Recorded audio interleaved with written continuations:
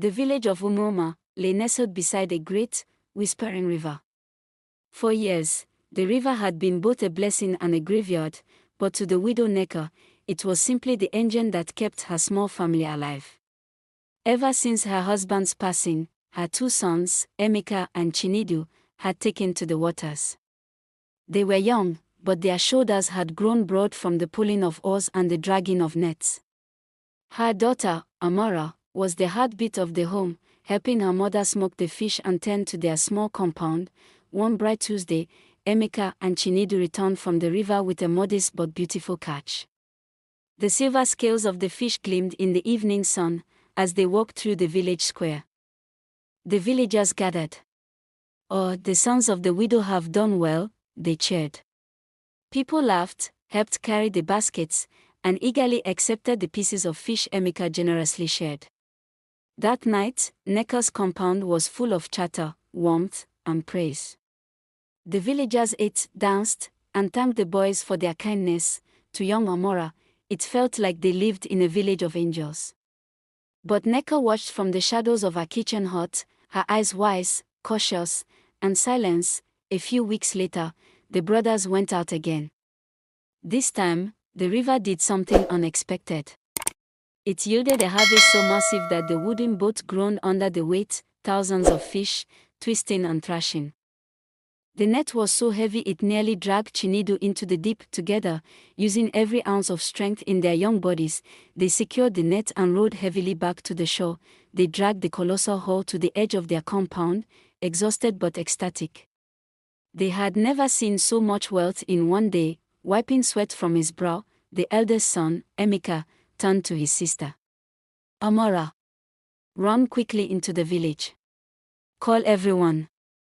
Tell them the river has blessed us beyond measure. Tell them to bring their baskets and share in our joy, just like before." Amara tied her wrapper tightly, ready to sprint, but a firm hand caught her shoulder. It was their mother, Nneka. Her face was a mask of solemn gravity. "Stop," Nneka said softly, her voice cutting through the brothers' excitement. "Mother, why?" Chinedu asked, confused. "There is more than enough for the whole village. Let them come and celebrate with us." Nneka looked at the mountains of fish, then looked toward the distant lights of the village huts. "When the stomach is full, the feet are quick to dance," she said. "You think you have a village of friends, my sons. But a crowd in the sunlight is not the same as a shelter in the rain." She turned her sharp, loving gaze to her daughter. "Amara, do not tell them about the fish. Run into the center of the village. Tear your hair, weep, and scream with all the breath in your lungs. Fire! Fire! Our house is on fire. Everything we own is burning. Let us see how many of those who ate our fish will run to save our lives." Amara hesitated, looking at her brothers, but the authority in her mother's eyes was absolute. She nodded and ran out into the darkness. Amara burst into the village square, her voice piercing the quiet night. "Fire! Fire! Please help us. Our house is on fire. My mother and brothers are trapped. Fire!" Her cries echoed against the mud walls of the neighboring compounds. Inside the huts, the very villagers who had danced in their compound weeks ago paused. They looked out their windows.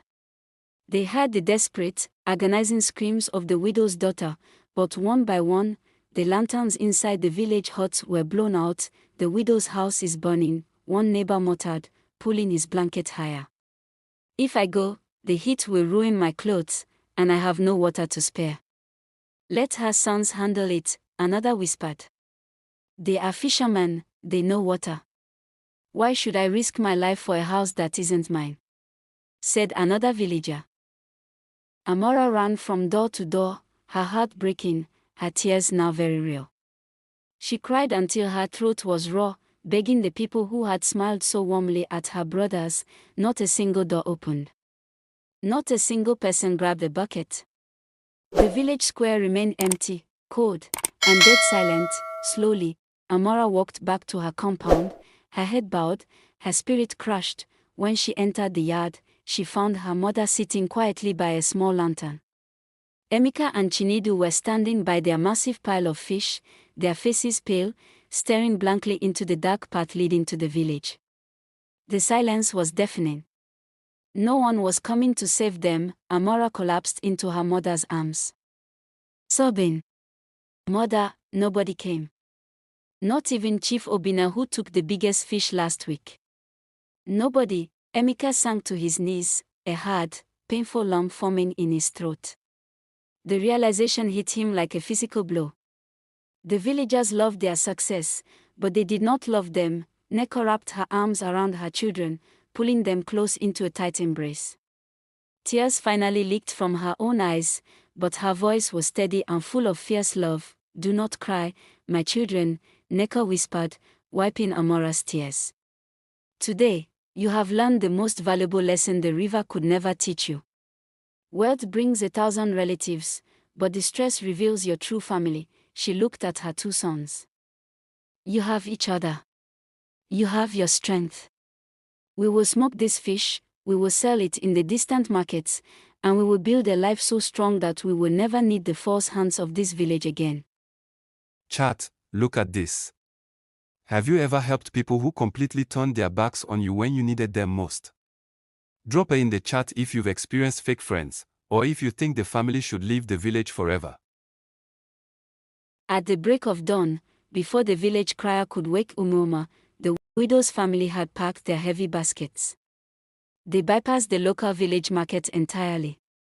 Instead, Emeka and Chinedu pulled their large canoe far down the river, traveling for 3 full hours to the great regional market of Ikoma, a bustling trade hub frequented by wealthy merchants, royalty, and elite buyers from distant kingdoms.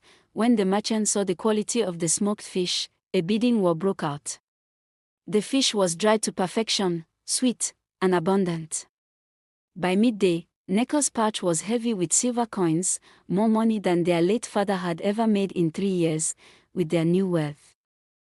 Nneka did not buy fancy clothes. She bought land near the border of the kingdom, a rich piece of earth that everyone thought was barren. She bought stronger nets, imported from across the seas, and hired quiet, loyal laborers from outside Umuoma. Meanwhile, back in Umuoma, the villagers began to notice the absence of the widow's children. There were no more free fish distributions. The village square felt dry. Neighbors started whispering. "Have you seen Emeka? Is Chinedu still fishing?" They walked past the widow's compound, but the gates were locked.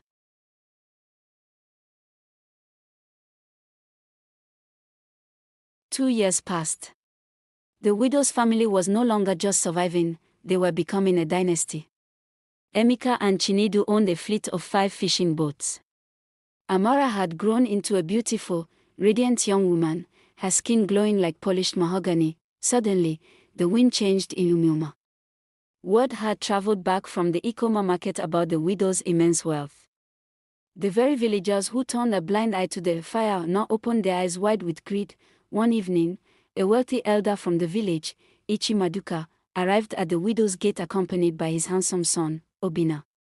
Obina was dressed in fine coral beads and a rich George wrapper. He had come to ask for Amara's hand in marriage. "Nneka, our great widow," Maduka smiled, his teeth gleaming falsely. "We are one people. The blood that flows in Umuoma is thick. My son Obina loves your daughter.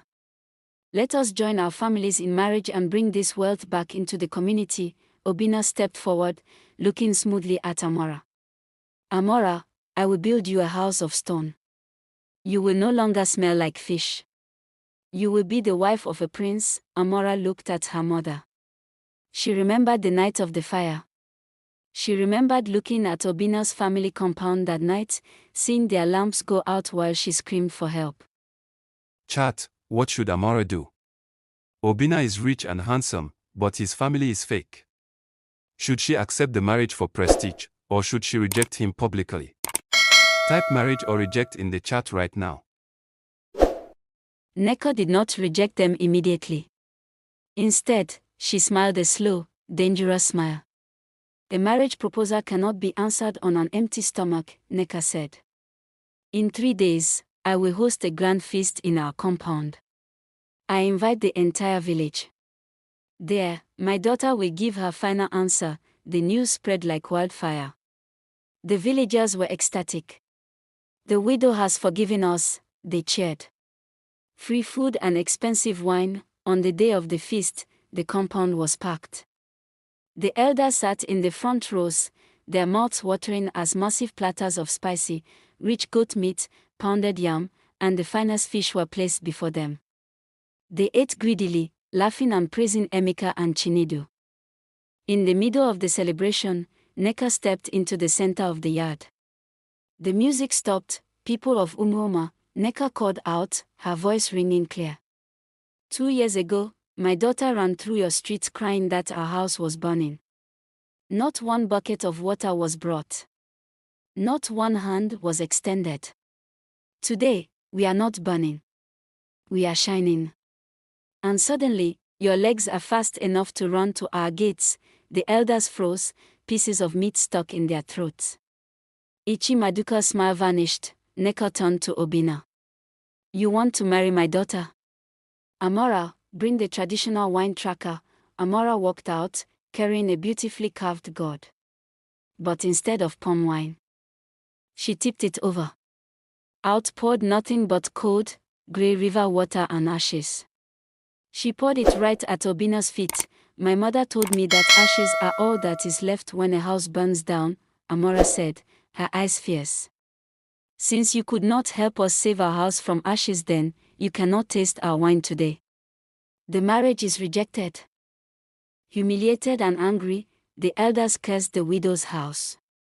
You think you are gods? Maduka roared. The river that gave you fish can take it away. We will ban your boats from our shores. The village banned Emeka and Chinedu from fishing in the nearby waters. But the family simply smiled and moved their operations entirely to the deep, lower basin of the river where the village dared not go. A month later, a massive drought hit the region. The upper part of the river drying up caused Umuoma's local crops to wither. The village fish vanished. Famine crept into the huts of Umuoma. Children cried of hunger. The arrogant elders were reduced to begging. One afternoon, a delegation of starving villagers stood outside Nneka's gate. They did not come with pride, they came on their knees. Among them was the same neighbor who had pulled his blanket higher during the fake fire incident. Nneka, please, the neighbor wept, his ribs showing through his clothes. The river has punished us. Our children are dying. We know we sinned against you. Please, give us even the leftovers of your fish so we do not perish. Emeka and Chinedu placed their hands on their cutlasses, looking at their mother, waiting for the word to chase them away. Here is the ultimate test of character, chat. If you were Nneka, would you feed the starving villagers who left you to die, or would you lock the gate and let them face the consequences of their actions? Vote now, mercy or justice. Nneka looked down at the weeping villagers. The silence stretched for so long that only the rustling of the palm leaves could be heard. Slowly, she walked to her barn and opened the heavy wooden doors. Inside were thousands of well-preserved baskets of food. If I treat you the way you treated me, Nneka said, her voice echoing with profound authority, then I am no better than the shadows that inhabit your hearts. My family does not give because we need your praise. We give because the Almighty gave to us when we had nothing. She looked at her sons. Emeka, Chinedu. Feed them. But let it be known, they eat as guests, not as family, the brothers obeyed. Baskets of fish were distributed to every starving household. The village was saved, but the power dynamic had shifted forever. Umuoma learned a lesson they would pass down to their children for generations. Never ignore the smoke from a neighbor's house, because you never know when your own house will need a drop of water. Nneka's family became the rulers and protectors of that region, bound not by the fake love of a crowd, but by the unbreakable, fiery loyalty of a mother and her children. Chat. What do you think is the moral of the story I just shared? Drop your thoughts in the comment section below. Personally, I believe the lesson is this: never ignore smoke rising from your neighbor's house. Thank you for watching and engaging. Don't forget to like, share, and subscribe.